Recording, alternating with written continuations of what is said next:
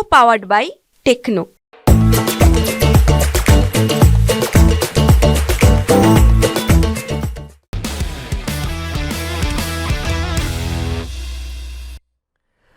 नमस्कार, आप देख रहे हैं मनी 9। मैं हूं संदीप ग्रोवर और हमारे वीकेंड स्पेशल शो कंपनीनामा में आपका बहुत बहुत स्वागत है। इस शो में हम आपको बीते कारोबारी हफ्ते की कॉर्पोरेट और स्टार्टअप जगत से जुड़ी बड़ी खबरों की जानकारी देते हैं।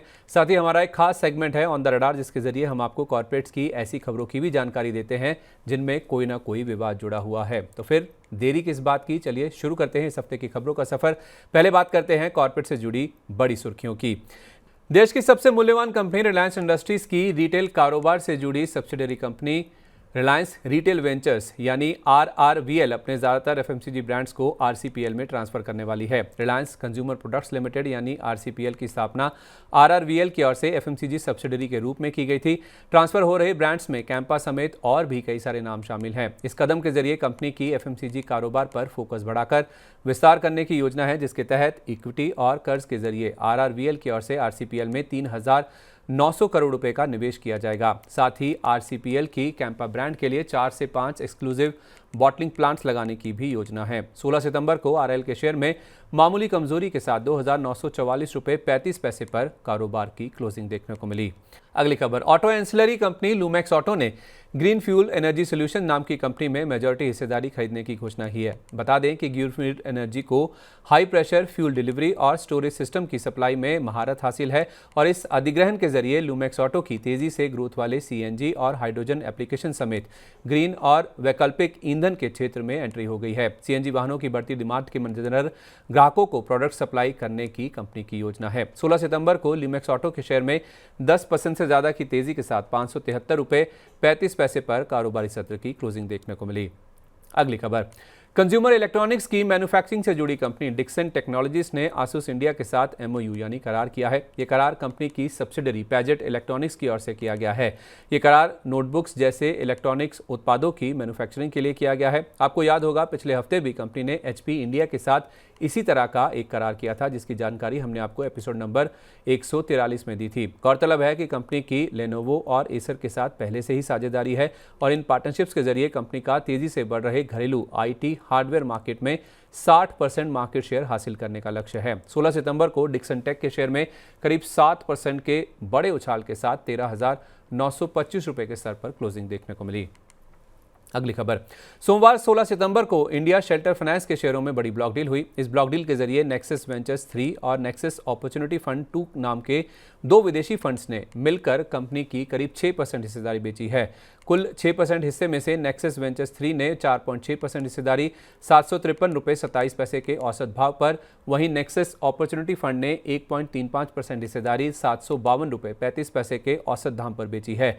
दूसरी ओर ICICI prudential life insurance, SBI life insurance और गोल्डमैन सैक्स इंडिया इक्विटी पोर्टफोलियो ने मिलाकर कंपनी की 2% हिस्सेदारी खरीदी है। साथ ही पेट्रोनस रिसर्च ने भी करीब आधा % के आसपास की हिस्सेदारी खरीदी है। 16 सितंबर को इंडिया शेल्टर फाइनेंस के शेयर में करीब 8.5% की कमजोरी के साथ 724 रुपये पर कारोबार का अंत हुआ। हालांकि कारोबार के शुरुआती कुछ मिनटों में शेयर ने 774 रुपये का इंट्राडे हाई भी छुआ था। अगली खबर, मंगलवार 17 सितंबर को टाटा मोटर्स के 1.9 करोड़ शेयरों या 0.4% हिस्से की बड़ी ब्लॉक डील हुई।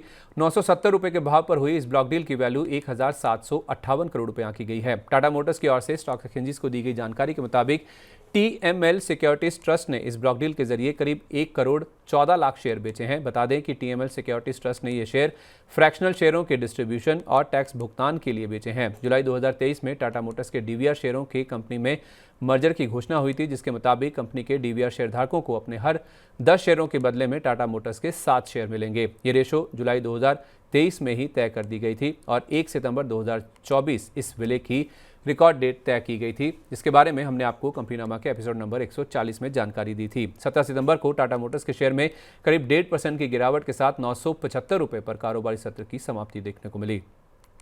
अगली खबर, लिकर कंपनी ग्लोबल स्पिरिट्स ने इसी हफ्ते दोआब इंडिया क्राफ्ट विस्की नाम की नई विस्की लॉन्च की है। इस तरह कंपनी की तेज रफ्तार से ग्रोथ वाले लग्जरी विस्की सेगमेंट में एंट्री हो गई है। इस विस्की का प्राइस 4,500 से 5,500 रुपये की रेंज में तय होगा। इस सीरीज की पहली range the 6 blind man and the elephant से प्रेरित होकर बनाई जा रही है। बीते 2 साल में कंपनी ने इंडियन ड्रिंक्स इंडस्ट्री के सेगमेंट्स में कदम रखा है। 17 सितंबर को शेयर में करीब 2% की गिरावट के साथ 1291.25 पर कारोबारी सत्र की समाप्ति हुई। हालांकि कारोबार के शुरुआती कुछ मिनटों में शेयर ने 1369.75 की रिकॉर्ड ऊंचाई को भी छुआ था। अगली खबर, एडीएजी यानी अनिल अंबानी से जुड़े शेयरों में इस हफ्ते जमकर खरीदारी हुई। मंगलवार 17 सितंबर को खबर आई कि रिलायंस इंफ्रा की 19 सितंबर को बोर्ड बैठक होने वाली है और इस बैठक में फंड जुटाने पर बोर्ड विचार करेगा। इस बैठक में पूंजी जुटाने के लिए QIP, warrants, preferential issue, rights issue जैसे ऑप्शंस पर विचार किया जाएगा। 17 सितंबर को रिलायंस इंफ्रा के शेयर में करीब 9% की जोरदार तेजी के साथ 235.44 पर कारोबार की क्लोजिंग हुई। 18 सितंबर को खबर थी कि रिलायंस इंफ्रा ने 3,831 करोड़ रुपए के कर्ज भुगतान के लिए सेटलमेंट किया है, जिसके बाद कंपनी का कर्ज घटकर 475 करोड़ रुपए हो गया है। 17 सितंबर को कंपनी ने इडलवाइस एआरसी के साथ ओटीएस किया, जिसे कंपनी ने 385 करोड़ रुपए के एनसीडीज जारी किए थे। सबसे अच्छी बात यह है कि सेटलमेंट के बाद दोनों कंपनियां कानूनी कार्रवाई खत्म कर लेंगी। साथ ही इन्वेंट एआरसी के पास रखे शेयर बेचने के लिए भेजे गए, जिससे इन्वेंट एआरसी की देनदारी भी पूरी तरह से खत्म हो गई है। इतना ही नहीं, कंपनी ने LIC, ICICI bank, union bank और अन्य लेंडर्स का बकाया भी पूरी तरह से चुका दिया है। 18 सितंबर को रिलायंस इंफ्रा का शेयर 20% के अपर सर्किट पर 282.73 के स्तर पर जाकर बंद हुआ। 18 सितंबर को ही खबर थी कि एडीजी समूह की एक और कंपनी रिलायंस पावर ने 3,872 करोड़ रुपए की देनदारी का सेटलमेंट किया है। ये मामला विदर्भ इंडस्ट्रीज पावर के कर्ज से जुड़ा है, जो कि कंपनी की सब्सिडरी है। असल में रिलायंस पावर ने विदर्भ इंडस्ट्रीज के लिए कॉर्पोरेट गारंटी दे रखी थी और अब सीएफएम एआरसी से कंपनी के साथ चल रहे कानूनी विवाद को पूरी तरह से खत्म कर दिया गया है। 18 सितंबर को रिलायंस पावर का शेयर 5% के अपर सर्किट पर 32.97 के स्तर पर जाकर बंद हुआ। 19 सितंबर की शाम को खबर आई कि रिलायंस इंफ्रा के बोर्ड ने प्रेफरेंशियल इशू के जरिए 3,014 करोड़ रुपए जुटाने को मंजूरी दे दी है। कन्वर्टेबल वारंट्स के जरिए 240 रुपए प्रति शेयर के हिसाब से फंड जुटाया जाएगा, जिसमें प्रमोटर्स और नॉन प्रमोटर्स को कन्वर्टेबल वारंट जारी किए जाएंगे। इसके अलावा क्यूआईपी के जरिए भी 3,000 करोड़ रुपए जुटाने को मंजूरी दी गई है। फंड जुटाने के बाद कंपनी लगभग कर्ज मुक्त हो जाएगी। 20 सितंबर को रिलायंस इंफ्रा के शेयर में करीब 11% की तेजी के साथ 316 रुपए पर कारोबार की क्लोजिंग देखने को मिली और इंटरडे में शेयर ने 327.70 का 52 वीक हाई भी छुआ था। अगली खबर, बुधवार 18 सितंबर की शाम को सरकारी कंपनी इरिडा को क्यूआईपी के जरिए 4,500 करोड़ रुपए जुटाने के लिए सरकार से मंजूरी मिल गई है। इस क्यूआईपी इशू के जरिए सरकार की 7% हिस्सा बेचने की योजना है। आपको बता दें कि फिलहाल सरकार की इस कंपनी में 75% के आसपास की हिस्सेदारी है। 19 सितंबर को इरिडा के शेयर में करीब 1.25% की बढ़त के साथ 230.20 पर कारोबार की समाप्ति हुई। अगली खबर, देश की सबसे बड़ी पावर उत्पादक और सरकारी कंपनी एनटीपीसी की सब्सिडरी एनटीपीसी ग्रीन एनर्जी ने आईपीओ लाने के लिए मार्केट रेगुलेटर सेबी के पास अर्जी दाखिल कर दी है। एनटीपीसी ग्रीन की इस आईपीओ के जरिए 10,000 करोड़ रुपए जुटाने की योजना है। हालांकि गौर करने वाली बात यह है कि इस आईपीओ में फ्रेश इशू के जरिए कंपनी की ओर से केवल नए शेयर जारी किए जाएंगे, यानी कि इस आईपीओ में ओएफएस का कोई हिस्सा नहीं है, मतलब प्रमोटर अपना हिस्सा नहीं बेचेंगे। माना जा रहा है कि ये इशू 2024 में अब तक का सबसे बड़ा आईपीओ हो सकता है। रिटेल निवेशकों के लिए अच्छी बात यह है कि पेरेंट कंपनी एनटीपीसी के शेयरधारकों के लिए इस आईपीओ में 10% का कोटा आरक्षित होगा। इस आईपीओ से जुड़ा आरएसपी दाखिल होने के दिन जिन शेयरधारकों के पास एनटीपीसी के शेयर होंगे वो इस आईपीओ में शेयर होल्डर कोटा के तहत अप्लाई कर सकेंगे। 19 सितंबर को इस खबर के चलते एनटीपीसी के शेयर में करीब 2.5% की तेजी के साथ 424 रुपए पर कारोबार की समाप्ति हुई। हालांकि दिन के दौरान शेयर ने 431.85 की रिकॉर्ड ऊंचाई को भी छुआ था। अगली खबर, ऑनलाइन गेमिंग कंपनी नजारा टेक के बोर्ड ने प्रेफरेंशियल इशू के जरिए 900 करोड़ रुपए जुटाने को मंजूरी दे दी है। 954.27 के इशू प्राइस पर कंपनी की ओर से 94,31,000 शेयर जारी किए जाएंगे। प्रेफरेंशियल इशू के जरिए जुटाई जाने वाली रकम कंपनी की ओर से अब तक की सबसे बड़ी फंडिंग होगी। इस रकम का इस्तेमाल भविष्य में होने वाले अधिग्रहण, कारोबार के विस्तार और ग्रोथ के नए मौकों के लिए कंपनी को योग्य बनाने पर किया जाएगा। साथ ही खबर यह भी थी कि कंपनी ने एब्सोल्यूट स्पोर्ट्स का 19.35% हिस्सा 145.5 करोड़ रुपए में खरीद लिया है। 19 सितंबर को नजारा टेक के शेयर में करीब 4.5% की गिरावट के साथ 1,040 रुपए के स्तर पर कारोबार की क्लोजिंग हुई। हालांकि शुरुआती कुछ मिनटों में शेयर ने 1,117 रुपए का 52 वीक हाई भी टच किया था। अगली खबर, बुधवार 18 सितंबर को एबी कैपिटल को आदित्य बिरला फाइनेंस के खुद में विलय को बैंकिंग रेगुलेटर आरबीआई ने मंजूरी दे दी। इस विलय के लिए अब कंपनी को एनसीएलटी से मंजूरी लेनी होगी। कंपनी नामा के एपिसोड नंबर 117 में हमने आपको बताया था कि आरबीआई के नियमों का पालन करने के लिए एबी कैपिटल ने अपनी सब्सिडरी और NBFC company Aditya Birla finance का खुद में विलय करने की घोषणा की है। विलय के बाद एबी कैपिटल होल्डिंग कंपनी से एक ऑपरेटिंग एनबीएफसी में बदल जाएगी। इस विलय से कंपनी के कारोबार को कंसोलिडेट और विस्तार करने में मदद मिलेगी। 19 सितंबर को खबर आने के बाद एबी कैपिटल के शेयर में 1% की बढ़त के साथ 229 रुपये 48 पैसे पर कारोबार की क्लोजिंग देखने को मिली। अगली खबर 18 सितंबर की शाम को खबर आई कि GE-T&D इंडिया के प्रमोटर्स की OFS के जरिए 11.7% हिस्सा बेचने की योजना है। इस OFS के जरिए दो प्रमोटर ग्रुप कंपनियां ग्रिड इक्विपमेंट्स और GE ग्रिड अलायंस अपना हिस्सा बेचेंगे। इस OFS का फ्लोर प्राइस 1,400 रुपये प्रति शेयर तय किया गया था, जिसमें ओवर सब्सक्रिप्शन होने पर 3.9% अतिरिक्त हिस्सेदारी बेचने का भी विकल्प होगा, यानी कि ग्रीन शू ऑप्शन होगा। गुरुवार 19 सितंबर को खुला नॉन रिटेल का हिस्सा 1.25 गुना सब्सक्राइब हुआ। 19 सितंबर को GE-T&D के शेयर में 5% के निचले सर्किट पर 1606 रुपये 85 पैसे पर कारोबार की क्लोजिंग हुई। 20 सितंबर को रिटेल निवेशकों के लिए खुले हिस्से को 0.61 गुना ही बोलियां मिली। 20 सितंबर को कारोबार के अंत पर GE-T&D इंडिया के शेयर में करीब 1.5% की कमजोरी के साथ 1585 रुपये के स्तर पर कारोबार की क्लोजिंग देखने को मिली। अब बात आईपीओ बाजार यानी कि प्राइमरी मार्केट की। इस हफ्ते 4 कंपनियों के आईपीओ के तहत जारी शेयरों की बाजार में लिस्टिंग हुई।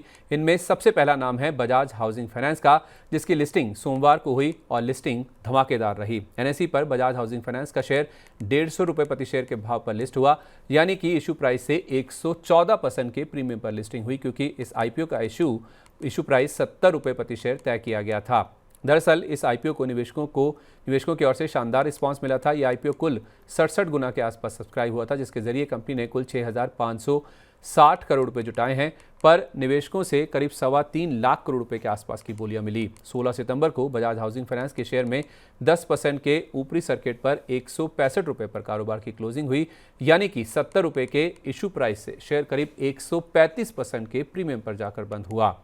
दूसरा नाम है क्रॉस लिमिटेड का। इसकी भी लिस्टिंग सोमवार को ही हुई, जो कि सुस्त रही। एनएसई पर क्रॉस लिमिटेड का शेयर 240 रुपये प्रति शेयर के भाव पर लिस्ट हुआ, यानी कि आईपीओ की एकदम सपाट लिस्टिंग हुई, क्योंकि इस आईपीओ का इशू प्राइस भी 240 रुपये प्रति शेयर ही था। इस आईपीओ को निवेशकों से रिस्पांस तो अच्छा मिला था, पर उसके बावजूद लिस्टिंग के दिन ज्यादा उत्साह नहीं देखने को मिला। यह आईपीओ कुल 17.66 गुना सब्सक्राइब हुआ था, जिसके जरिए कंपनी ने कुल 500 करोड़ रुपए की रकम जुटाई है। 16 सितंबर को सपाट लिस्टिंग के बाद क्रॉस लिमिटेड के शेयर में खदारी लौटी और शेयर करीब 7.5% की मजबूती के साथ 257 रुपये 65 पैसे पर बंद हुआ। हालांकि इंटरडे में शेयर 270 रुपये 89 पैसे तक भी उछल गया था।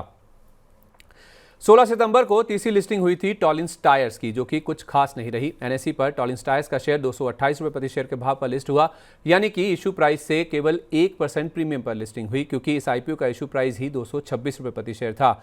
हैरानी की बात यह है कि निवेशकों की ओर से आईपीओ को अच्छा रिस्पांस मिलने के बावजूद लिस्टिंग एकदम ठंडी रही। यह आईपीओ कुल 25 गुना से ज्यादा सब्सक्राइब हुआ था। इस आईपीओ के जरिए कंपनी ने कुल 230 करोड़ रुपए की रकम जुटाई है। 16 सितंबर को सुस्त लिस्टिंग के बाद शेयर में खरीदारी लौटी और कारोबार के अंत में टॉलिन्स टायर्स का शेयर 5% के अपर सर्किट पर 239 रुपये 40 पैसे के भाव पर जाकर बंद हुआ।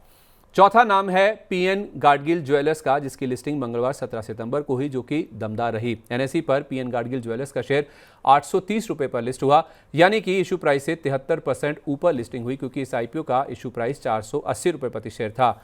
हालांकि मार्केट एक्सपर्ट्स को उम्मीद थी कि इसका शेयर प्राइस 50 से 63% के प्रीमियम पर जाकर लिस्ट होगा। दमदार लिस्टिंग का कारण है इस आईपीओ को निवेशकों से मिला अच्छा रिस्पांस। ये आईपीओ कुल 59 गुना से ज्यादा भरा था, जिससे कंपनी ने 1100 करोड़ रुपए की रकम जुटाई है। 17 सितंबर को एनएसई पर 830 रुपए पर खुलने के बाद शेयर ने दिन के दौरान 848 रुपए की ऊंचाई को भी छुआ, पर कारोबारी सत्र का अंत 787 रुपए 90 पैसे पर हुआ, जो कि 830 रुपए के लिस्टिंग प्राइस से करीब 5% नीचे है, पर 480 रुपए के इशू प्राइस से करीब 64% के प्रीमियम पर है। अगली खबर, metal and mining company Vedanta ने बयान जारी कर कहा है कि उसकी लांजीगढ़ रिफाइनरी पूरी तरह से कार्यरत है, क्योंकि प्लांट में वाटर ओवरफ्लो को लेकर उत्पादन ठप होने की खबरें थी। इस खबर के चलते मार्केट में एल्यूमिना के उत्पादन को लेकर चिंता हो गई थी। ऐसा इसलिए क्योंकि एल्यूमिना के उत्पादन ठप पड़ने से एल्यूमिनियम सप्लाई घटने की आशंका थी। बता दें कि कंपनी की लांजीगढ़ में 3.5 मिलियन टन की एल्यूमिना रिफाइनरी की क्षमता है। सोमवार को इस खबर के चलते अंतर्राष्ट्रीय बाजार में एल्यूमिनियम की कीमतों में 3% का उछाल देखने को मिला था। 17 सितंबर को शेयर में करीब 1% की बढ़त के साथ 449 रुपये 50 पैसे पर कारोबार की क्लोजिंग देखने को मिली। अगली खबर, वक्रांगी का शेयर इस हफ्ते दो खबरों के चलते फोकस में रहा। पहली ये कि कंपनी ने स्टार हेल्थ के साथ अपने नेटवर्क के जरिए हेल्थ इंश्योरेंस प्रोडक्ट्स के डिस्ट्रीब्यूशन के लिए करार किया है। इसके अलावा 24 सितंबर को कंपनी की बोर्ड बैठक होने वाली है, जिसमें रकम जुटाने के ऊपर विचार किया जाएगा। ये रकम राइट्स इशू, QIP, वारंट्स के जरिए जुटाई जा सकती है। 18 सितंबर को वक्रांगी के शेयर में करीब 11% के उछाल के साथ 23 रुपये 23 पैसे पर कारोबार की समाप्ति देखने को मिली। अगली खबर, निजी क्षेत्र के बैंक IDFC फर्स्ट बैंकों के MD एंड CEO का कारोबार बढ़ाने के लिए बैंकिंग रेगुलेटर RBI से मंजूरी मिल गई है। बैंक के MD and CEO V Vaidyanathan अपने पद पर बने रहेंगे। RBI ने उनका कार्यकाल 3 साल के लिए बढ़ाने को हरी झंडी दिखा दी है। उनका कार्यकाल दिसंबर 2024 से लेकर 18 दिसंबर 2027 तक के लिए बढ़ा दिया गया है। 20 दिसंबर को IDFC फर्स्ट बैंक का शेयर करीब 1.5% गिरकर 72 रुपये 82 पैसे पर बंद हुआ। हालांकि दिन के दौरान शेयर 74 रुपये 63 पैसे तक भी उछल गया था। अगली खबर, आदित्य बिरला ग्रुप की कंपनी हिंडाल्को सोलर मॉड्यूल की मैन्युफैक्चरिंग के कारोबार में उतर सकती है। मीडिया रिपोर्ट्स के मुताबिक कंपनी गुजरात के मुंद्रा में सोलर मॉड्यूल की मैन्युफैक्चरिंग से जुड़ा प्लांट लगा सकती है। फिलहाल कंपनी कॉम्पिटिटिव सोलर सेक्टर में उतरने के लिए कॉम्प्रिहेंसिव 5 ईयर प्लान बनाने की प्रक्रिया में जुटी हुई है। 18 सितंबर को हिंडाल्को के शेयर में हल्की बढ़त के साथ 683 रुपये 30 पैसे पर कारोबारी सत्र की क्लोजिंग देखने को मिली। तो ये थी बीते कारोबारी हफ्ते की कॉर्पोरेट जगत से जुड़ी बड़ी सुर्खियां। चलिए अब रुक करते हैं कॉर्पोरेट जगत की ऐसी खबरों का जिनमें कोई ना कोई विवाद जुड़ा हुआ है। चलते हैं हमारे खास सेगमेंट ऑन द रडार की तरफ और आपको ले चलते हैं पहली खबर की तरफ। कल्याणी ग्रुप और मुरुगप्पा ग्रुप के बाद अब ओबरॉय फैमिली में भी बिजनेस के बंटवारे को लेकर पारिवारिक विवाद की खबरें सामने आ रही हैं। दरअसल दिल्ली हाईकोर्ट ने एक अंतरिम ऑर्डर पारित किया है, जिसके मुताबिक ओबरॉय ग्रुप की फ्लैगशिप कंपनी EIH लिमिटेड और इसकी होल्डिंग कंपनीज को कोर्ट ने शेयर ट्रांसफर करने से रोक लगा दी है। ऐसा इसलिए क्योंकि इस ग्रुप के संस्थापक PRS ओबरॉय की वसीयत को लेकर परिवार के सदस्यों के बीच विवाद खड़ा हो गया है। हुआ यह है कि PRS ओबरॉय की बेटी एनेस्थीसिया ओबरॉय और उनकी माता जी मिर्जना ओबरॉय ने एनेस्थीसिया के भाई विक्रमजीत सिंह ओबरॉय, बहन नताशा देवी ओबरॉय, कजन अर्जुन सिंह ओबरॉय और अन्य लोगों के खिलाफ मुकदमा दाखिल किया है। एनेस्थीसिया और उनकी मां ने दावा किया है कि विक्रमजीत और अर्जुन सिंह PRS ओबरॉय की वसीयत को लागू होने से रोकने की कोशिश कर रहे हैं। बता दें कि PRS ओबरॉय की 25 अक्टूबर 2021 की वसीयत के मुताबिक PRS ओबरॉय के शेयरों को दोनों बेटियों नताशा और एनेस्थीसिया के बीच में बांटा जाना है। हालांकि विक्रमजीत और अर्जुन ने अपने दलील में 2021 की इस वसीयत को चुनौती दी है। 16 सितंबर को EIH के शेयर में 0.25% की बढ़त के साथ 383 रुपये पर कारोबार की क्लोजिंग हुई, पर दिन के दौरान शेयर 373 रुपये 60 पैसे तक भी फिसल गया था। अगली खबर, सोमवार 16 सितंबर को BSE के शेयर में 19% तक का उछाल देखने को मिला। इसके पीछे दो बड़ी वजह थी और दोनों ही BSE की प्रतिद्वंदी एक्सचेंज NSE से जुड़ी हुई हैं। पहली ये कि बीते शुक्रवार यानी 13 सितंबर की शाम को कोलोकेशन मामले में NSE को सेबी से क्लीन चिट मिल गई है। NSE की पूर्व MD चित्रा रामकृष्ण और रवि नारायण समेत 7 पूर्व कर्मचारियों को भी राहत दी गई है। साथ ही सेबी ने विनियामक नियमों के उल्लंघन के आरोपों को खारिज कर दिया है और पर्याप्त सबूतों के अभाव में 1 दशक पुराने आरोपों को पूरी तरह से खारिज कर दिया है। ये मामला कुछ ब्रोकरों को एक्सचेंज सर्वर तक अनधिकृत चयनात्मक पहुंच यानी अनऑथराइज्ड सिलेक्टिव एक्सेस प्रदान करने से जुड़ा है। अब माना जा रहा है कि सेबी के फैसले से NSE को IPO के लिए आसानी से NOC मिलने की उम्मीद बढ़ गई है। बता दें कि 27 अगस्त को NSE ने IPO के लिए NOC से जुड़ी अर्जी दोबारा दाखिल की थी और कोलोकेशन घोटाले के चलते ही सेबी ने लिस्टिंग योजना पर रोक लगाई थी। 16 सितंबर को BSE के शेयर में कारोबार के अंत में करीब 18% की बढ़त के साथ 3,420 रुपये पर समाप्ति देखने को मिली और दिन के दौरान शेयर ने 3,459 रुपये का रिकॉर्ड हाई भी छुआ था। 17 सितंबर की शाम को खबर आई कि NSE ने अपने बोनस इशू की रिकॉर्ड डेट 2 नवंबर तय कर दी है। मई में NSE ने 4:1 यानी हर एक शेयर पर 4 बोनस शेयर जारी करने की मंजूरी दी थी। इस खबर के बाद 18 सितंबर को BSE के शेयर ने फिर से 3,945 रुपये का रिकॉर्ड ऊंचाई छुई और 15% से ज़्यादा की तेज़ी के साथ 3,844 रुपये पर कारोबार की क्लोजिंग देखने को मिली।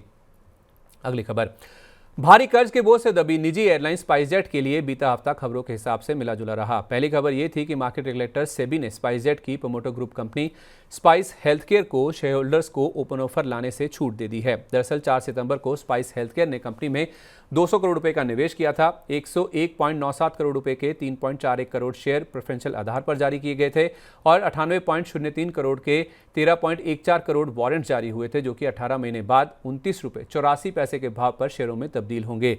इस तरह स्पाइस हेल्थकेयर की कंपनी में हिस्सेदारी मौजूदा 4.36% से बढ़कर 18% हो जाएगी। पर स्पाइस हेल्थकेयर ने आगे और हिस्सेदारी खरीदने का हवाला देते हुए सेबी से ओपन ऑफर लाने से छूट की गुजारिश की थी, जिसे सेबी ने मान लिया है, पर एक शर्त के साथ। शर्त ये कि स्पाइस हेल्थकेयर को वारंट्स के बदले मिलने वाले शेयरों पर 6 महीने का अतिरिक्त लॉक इन रखना होगा, यानी कुल अवधि 24 महीने होगी। 16 सितंबर को स्पाइसजेट के शेयर में 8.5% से ज्यादा की बढ़त के साथ 77 रुपये 79 पैसे पर कारोबार की क्लोजिंग हुई, बावजूद इसके कि अगस्त में कंपनी का घरेलू मार्केट शेयर जुलाई में 3.1% से घटकर 2.3% पर आ गया, जो कि जनवरी में 5.6% हुआ करता था।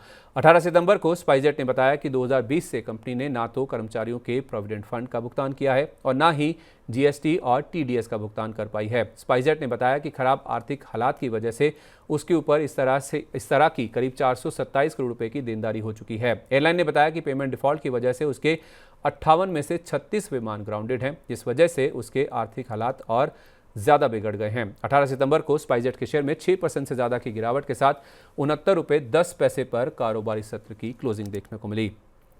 अगली खबर, मंगलवार 17 सितंबर की शाम को खबर आई कि पीएनबी ने सरकारी टेलीकॉम कंपनी एमटीएनएल के लोन को डाउनग्रेड कर दिया है और इसे एनपीए की श्रेणी में डाल दिया है। पीएनबी की ओर से 9 सितंबर को यह कदम उठाया गया था। बैंक ने यह कदम इसलिए उठाया है क्योंकि कंपनी की ओर से लोन की किस्त और ब्याज का भुगतान नहीं किया गया है। इससे पहले 11 सितंबर को कंपनी ने बताया था कि क्रिसिल रेटिंग्स ने कंपनी के 6,500 करोड़ रुपए के बॉन्ड्स और 3,688.97 करोड़ रुपए के एनसीडीज को rating watch with negative implications की श्रेणी में डाल दिया है।